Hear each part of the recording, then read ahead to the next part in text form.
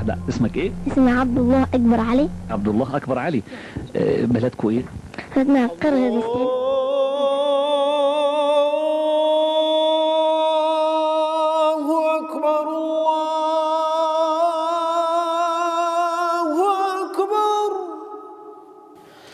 Atam molda болгонуга байланыштуу биз диний чөйрөдө чоңойдук. Кыргызстан мамлекети эгемендүү алгандан кийин 93-жылдары Египет мамлекетине диний илим алууга атамды барган эле бизди дагы алып барып, ошол 93-жылдан 2013-жылга чейин ал жакта билим алып, илим алып, ал жакта чоңойдук. Абдалла бир 3-4 жаш кезиндеги кичинекей бала болчу. Ойнотуп, көчөлөргө алып чыгып, ошондо көз алдыбызда чоңойду. Абдалланын дагы бир өзгөчөлүгү өтө зээндүү бала болчу. Ошол кичинесинен эле Куран жаттап, анан көп убакыт өтпөй эле ошол Египеттеги, эми Египет мамлекети ушундай баягы илимдин очогу, Ал-Азхар университети илимдин Каабасы деп коет. Мына ошол жерде карылар аябай көп. Мына ошол карылардан Куран жаттап, жанагы Куран жарыштарга катыша баштады.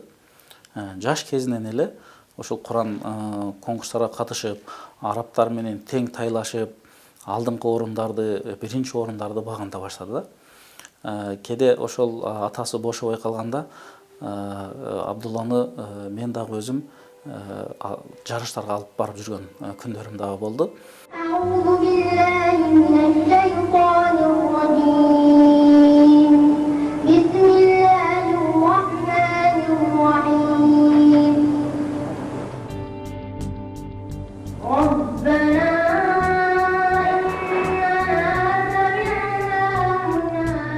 Карындашы бар. Ал дагы кары Куранды толук жаттаган Айсулуу.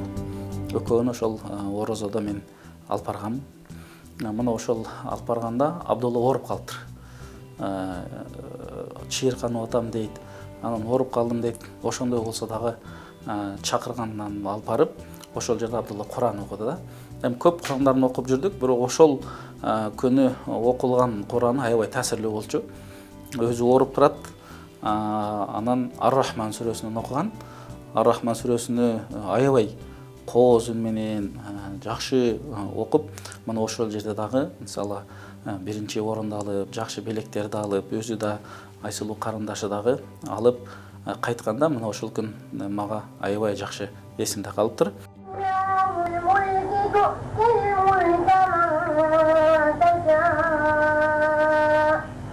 1997-жылы Куран жаттап баштаганыбызда бир аз эсимде калган, аты Мусаб болгон, Мусаб устаз болгон. Ошол жашаган жерибиздин жанында мечитте имам болгон. Ал кишинин колунда ошол 30-паранын төмөнкү 10 сүрөсүн жаттап баштаганбыз. Андан кийин бир нече устаздын колунда окуп, жалпы 30дан ашуу устаздын колунда илим алдык, ошол Куранды жаттадык. Алардын арасында бизге чоң таасирдүү болгон, азырга чейин эстеп жүргөн устаздарыбыздын бири, Кудай рахмат кылсын, Аббас Мустафа Анвар Ал-Масри деген устазыбыз болгон. Андан соң Кудай таалам өмүрүн узун кылсын, Өзбекстандык Алижан Кары деген устазыбыз болгон. Азыркы күндө ал Египетте чоң медреселерде сабак берип жатат. Аллахым ал кишинин дагы өмүрүн узун кылсын. Жана ал кишиге дагы дайыма өмүрүнүн аягына чейин сабак берүүдү, илим берүүдү Аллахым токтотпосун. Жана да Шайх Рушди Шахат деген карекеден дагы Египетте бир аз илим алып калдык. Кезинде Египет мамлекетинин Куран басма текшерүүнүн жоопкерчилик комитетинин төрагасы болгон Шейх Ахмед Исал Масарауи карынын колунан дагы бир нече аяттарды, Курандарды беттерин окуп берип, ал кишиден дагы ижаза алып, ал кишинин дуасын алганбыз. يقولوا عبد الله قرغيزستان 25,000 جنيه. Египеттеги дүйнөлүк жарышта ошол убактагы Египеттин президенти Хосни Мубарактан дагы белек алган. Бул чоң даражадагы белек. Менимче бул 2004-жыл болчу. мына ошол Абдулла бийлеги алып аткан учурда мен да ошол залда отургам да. Бизде ошол жатаканадан бул кадыр, дайыма кадыр кечесине арналып уюштурулат болчу, орозо айы 2004-жылы. Ошол залда биз дагы отурганбыз. Эми о залдагы отуруп кубанычыбызды азыр айтсам сүрөттөй албайбыз да. Өтө таасирлүү болгон, өтө жакшы болгон. Абдулланын ошол жерде президенттен белекти алгандан кийин бир аз президент менен сүйлөшүп калган дагы учуру болгон.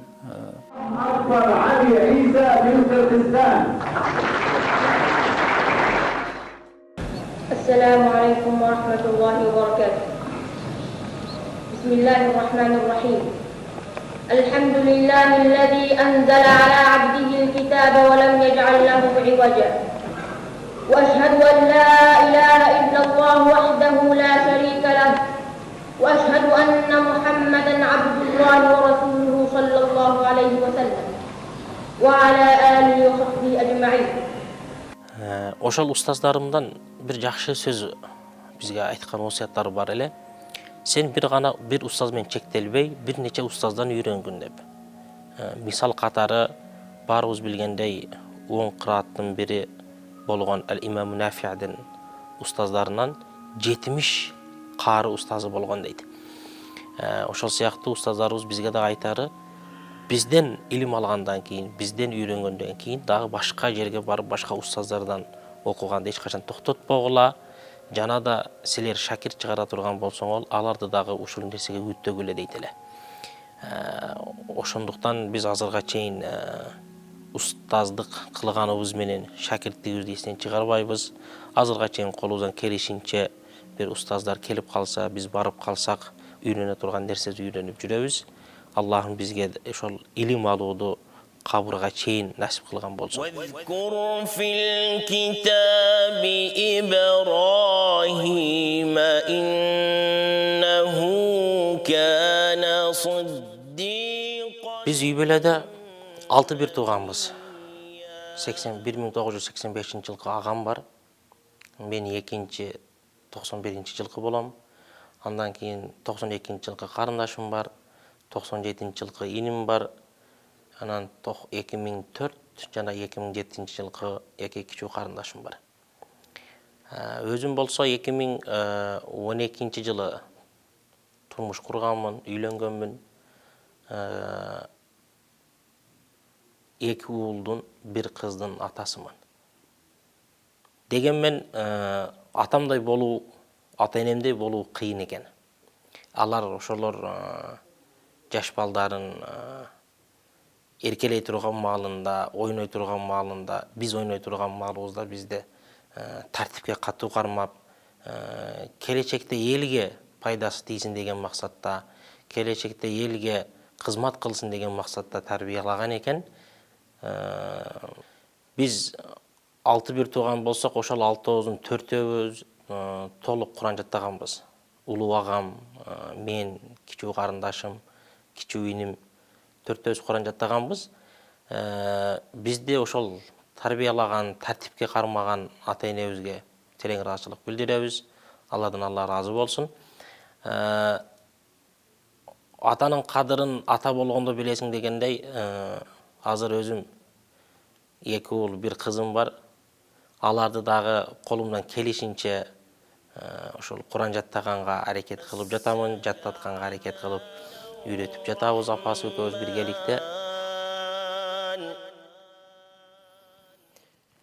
إني أخاف أن يمسك عذاب من الرحمن فتكون. Ошол 2000-жылы Куран жаттап бүтүп, андан соң Куранды бекемдөө максатында 5 жылдай убакытты ошол Куран кайталоого арнап, Куранды пышырып алып, бекемдеп алып, андан соң мамлекеттик деңгээлде бир нече Куран жарыштарга катышып, Египет мамлекетинде, республикасында бир нече жарыштарда 1-чи орун, бир нече жарышта 2-чи, 3-чү орундорду алып, тажрыйба топтоп, 2004-жылы Кыргызстан мамлекетинин атынан дүйнөлүк Куран жарышка катышып, ал жерде Алланын каалоосу менен, ата энебиздин дуасы менен, устаздарыбыздын аракети менен дүйнөлүк Куран жаттоо боюнча Куран жарышында 2-нчи орунду алдык. Андан соң 2007 жылы Кыргыз Республикасынын атынан Москва шаарында өткөн дүйнөлүк Куран жарышына катышып, ал жакта дагы Кыргызстан мамлекетинин элибиздин желегин желбиретип, Куран жарышта 1-нчи орунду алдык. Андан кийин 2009 жылы Кудай рахмат кылсын, Hazreti Муфтийбиз Мураталы Ажынын доорунда ал кишинин демилгеси менен Кыргызстанда Орто Азиялык деңгээлде Куран жарышы өткөрүлгөн эле.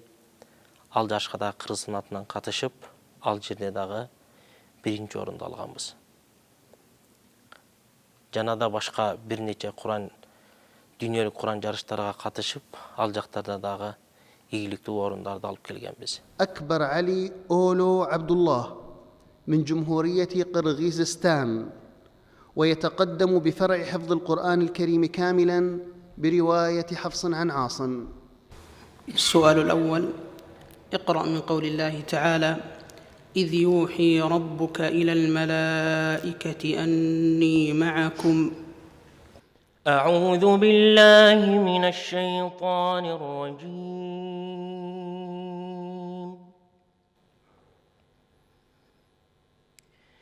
بسم الله الرحمن الرحيم.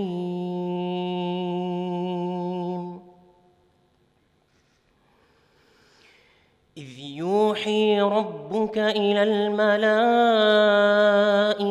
أني معكم فثبتوا الذين آمنوا. Көптөгөн мамлекеттерге жарыштарга барды. Казакстанда кадыр-түндү өтүп жүргөн учурлары болду.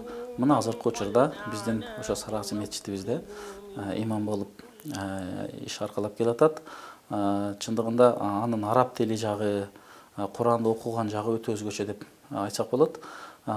Кудай буйрса мындан ал жаш алдыда дагы Кудай буйрса көптөгөн жакшы иштерди Куран жатында, илим жатында кылат деген ойдомун.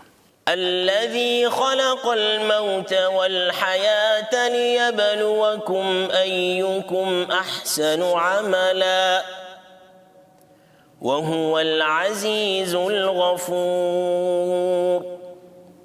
2015 жылы Кыргызстанга келип жумушка орношконго чейин экиленип жүргөн элем. Эми Египетте чоңойдум. Тилим кыргызча чыкканы менен ойлонгонубуз, түш көргөнүбүз арабча болчу.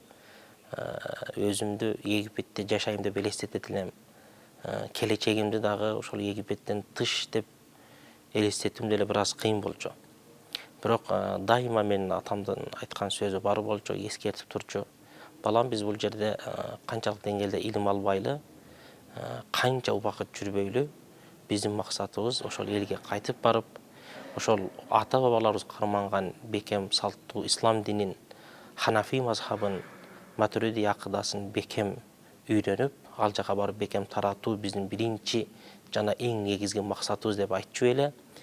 Ошол сөзгө амал кылып, ошол сөз атабыздын эскертүүсү, устаздарыбыздын тилеги болгон, кандай болсо дагы өз элибизге келип, өз жерибизге кайтып кызмат кылууну туура көргөнбүз. Алла субханаху ва таала ошол амалдарыбызды, ниеттерибизди кабыл кылган болсун. Албетте кыйын болду биринчи келгенде бул жака орнолошуу, бул жактын чөйрөсүндө көнүү, кыргызча дагы деле байкап жатсаңыз керек, так сүйлөө маселесинде дагы бир аз аксап турабыз. Дегенмен Кудайым буйрса аракеттебиз. Кыргызчаны жакшы сүйлөгөнгө, ошол үйрөнгөн нерсебизди баарын элге туура жеткирүүгө аракет кылабыз, Кудайым буйрса. تكاد تميز من الغيظ كلما ألقي فيها فوج سألهم خزنتها ألم يأتكم نذير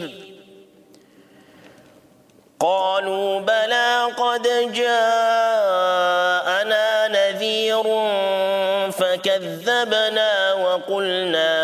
نزل الله من شيء إن أنتم إلا في ضلال كبير وقالوا لو كنا نسمع أو نعقل ما كنا في أصحاب السعير فاعترفوا بذنبهم فسحقا لأصحاب السعير إن الذين يخشون ربهم بالغيب لهم مغفرة وأجر كبير صدق الله العظيم سبحان ربك رب العزة عما يصفون وسلام على المرسلين والحمد لله رب العالمين.